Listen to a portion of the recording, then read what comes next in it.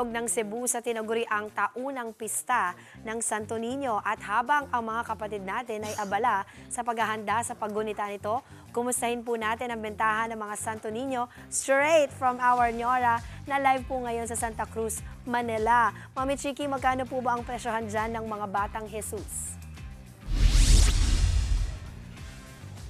Good morning sa'yo, Angela and Viva! Fit Senyor, eto na nga ang pinakaiintay ng napakarami na festival ng Santo Niño. Ang sinulog ay malapit na, ito na this Sunday na to. Kaya kailangan ang ating mahal mura ngayon ay in theme. Pag-uusapan natin ang bentahan ng mga santo. Particularly ang Santo Niño dito sa Santa Cruz, Maynila. Nandito tayo sa Oroqueta Street sa ating tindahan, Immaculate Religious Articles. Ako, napakatagal na nitong tindahan na nandito. Magta 25 years na ba? Opo. At kasama natin ngayon si MJ at saka si Jason na sila rin dito nagtatrabaho, sila yung gumagawa din ng mga immaculate, mga religious articles. Ito po, alam na alam niyo ito, kilalang-kilala niyo ito. Ito po ang Santo Niño de Cebu. Ito po yung tinataas-taas nila, di ba? Para sa Senyor, good morning sa'yo, MJ. Halika dito, Jason.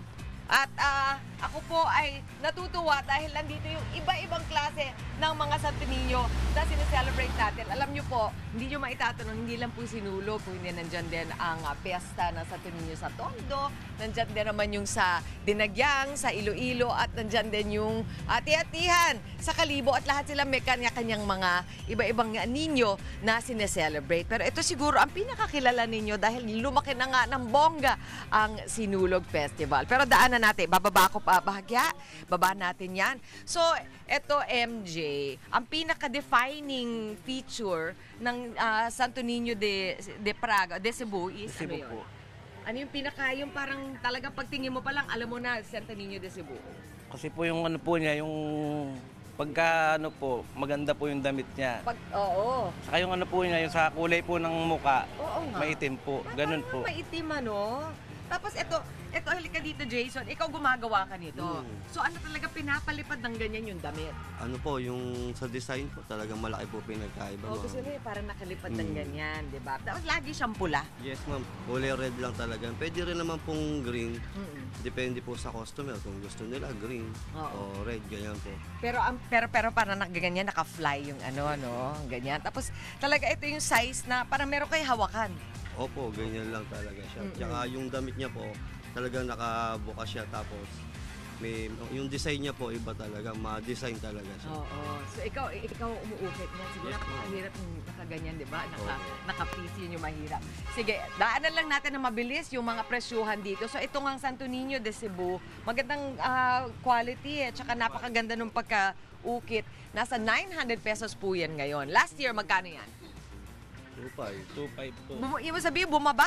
Binaba po namin kasi po fiesta po. Pag fiesta lang naman po. Pag fiesta lang. Okay. So, maganda pala bumili ngayon kapag fiesta. Kahit po kayo ay collector lang at hindi naman pupunta doon sa Cebu, maganda bumili ngayon. Binababa ang presyo kapag fiesta. From 2.5, nagiging 900. Alright. Ang Santo Niño de Praga naman, nasaan po yun? Yung green po. Yung green. So, ano naman ang pinagkaiba nito? Ano, yung Santo Niño de Praga po, yan po talaga yung ninyo natin na original. Ako. Pangkalahatan na po yan. Yan, ito yung OG, kumbaga. Ang Santo Niño de Praga nasa 700 naman. Last year, ano presyo ng Santo Niño de Praga? 1.3 po, ma'am. Okay, so ang laki ng binababa kapag pista. So mas affordable. Bakit mas mura ninyo napapasa ang Praga kesa dun sa Sinulog? Kasi po Matagal. pang matagalan na po yung ano na to, yung damit po. Kasi po yung sa damit po na to, kung sakali pong kumupas, pwede pong palitan. Ipa-repair po, pwede rin po. Okay. So ibig sabihin mas mura pa yung damit na pinapalitan kesa dun sa inuukit. Yes, ma'am. Kasi yun, mahirap po yun. Okay. Ito isa pa, yung Santo Niño de Calibo, dahil ito nga pista rin sa Ati-Atihan, alin naman yon? Ito po ma'am, yung red po. Okay, so pula din to. Ito, medyo mas maputi yung muka. Di ba sa Kalibo, sa Ati-Atihan, nagpapaitim sila? Opo. So ano yung pinagkaiba? Bakit puti ang mukha nito? Po, kasi po, pagkainitin po natin, baka mamaya maging disibo po siya. Talagang so sadyang mas maputi. Yes, ma'am. Okay, tapos yung damit niya? Yung damit niya po talaga, medyo straight lang po. Straight lang, parang mas mahaba nga. Bagsak po. Bagsak. Alam niyo ba kung more or less anong age ni Jesus ang Santo Niño?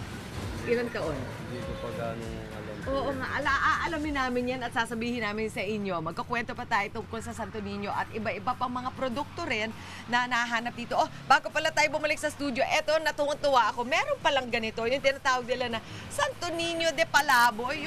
Ayan, yung mukhang ang palaboy, parang bata talagang naglalakad-lakad lang sa kalye. Ano tong hawak niya, Jason? Baston niya po. Yung Baston. Sino naman ang bumibili nito?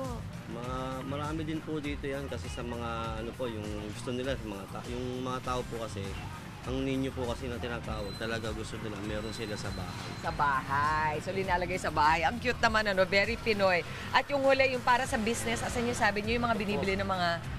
Ayan, ito may hawak Po na. sa mga, may mga tindahan po, Apo. negosyo po, ganyan. Oo.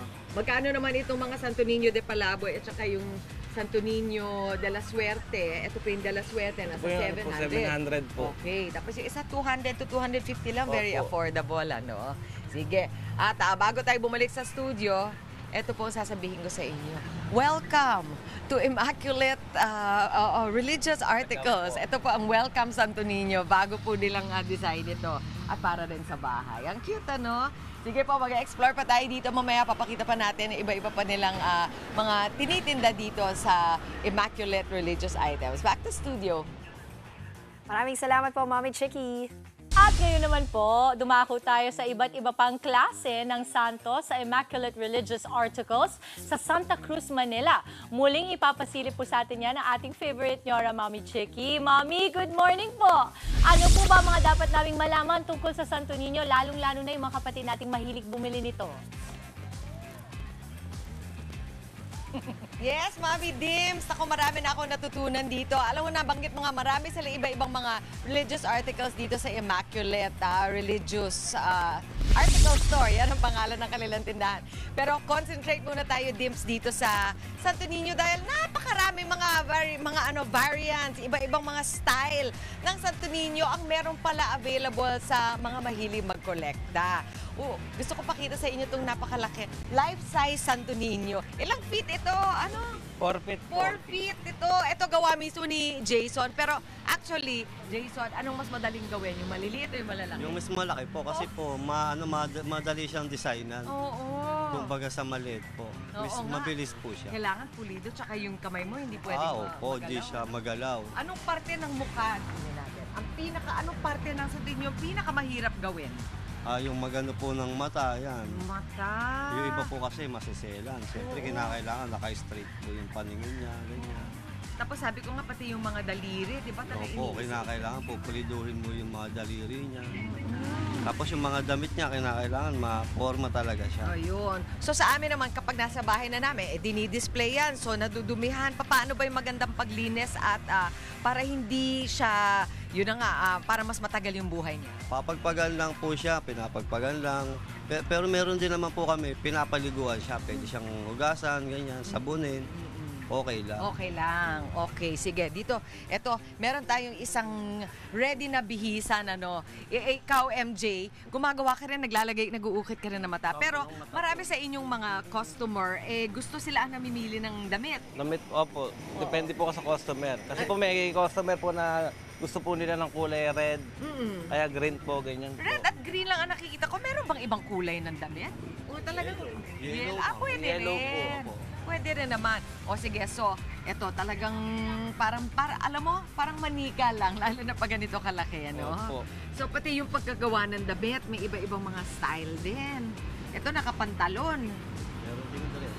Meron din dress. Alam mo, Dims, kanina tinatanong ko nga, ilang taon kaya yung kanilang peg ng Santo Niño? Meron ako isang nabasa na meron daw isang painter, meron siya nakitang batang palaboy na 12 years old nung nagpipinta siya.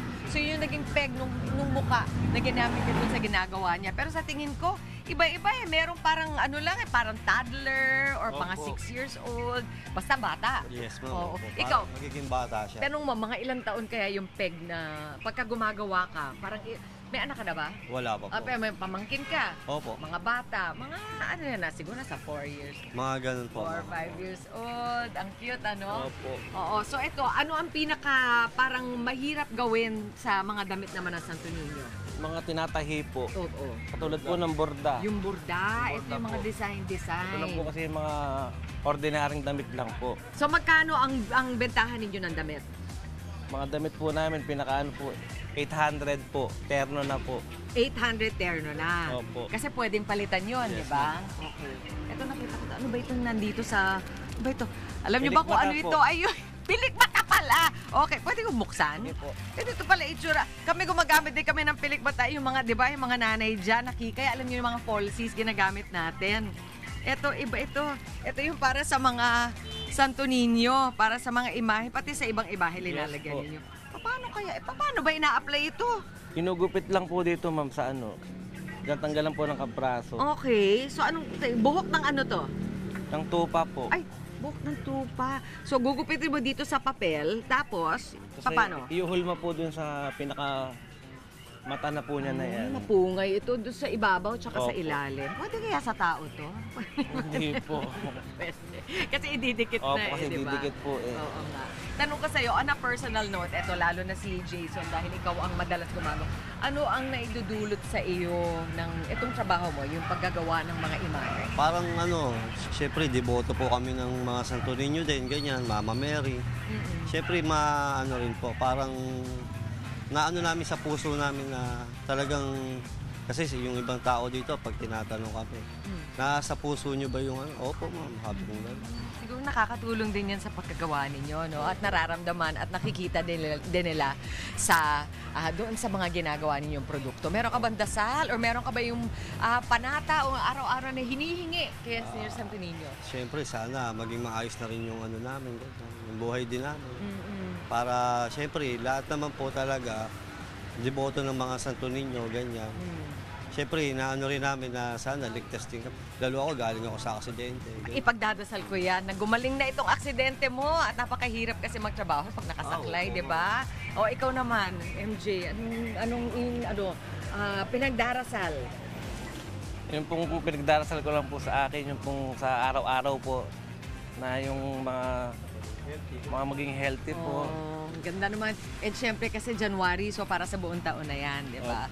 So kayo dyan sa studio at sa mga manunood ko, ano man ang inyong panata, inyong mga pinagdarasal kay Sr. Santo Niño ay sana matupad sa taong ito.